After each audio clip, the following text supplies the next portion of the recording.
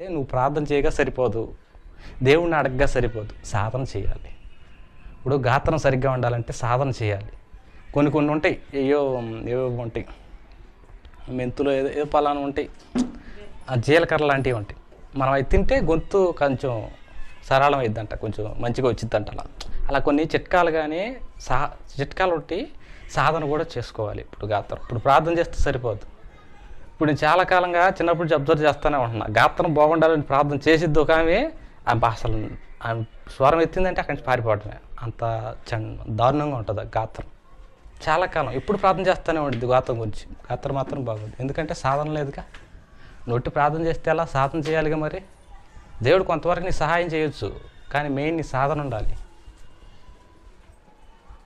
ఇప్పుడు ఏ విషయంలో అయినా సరే, దేవుడిని ఏ విషయంలో అయినా సరే మన ఊరికి అలా అడగగా సరిపోదు. ఆ విషయంలో మనం జాగ్రత్తగా ఉండాలి.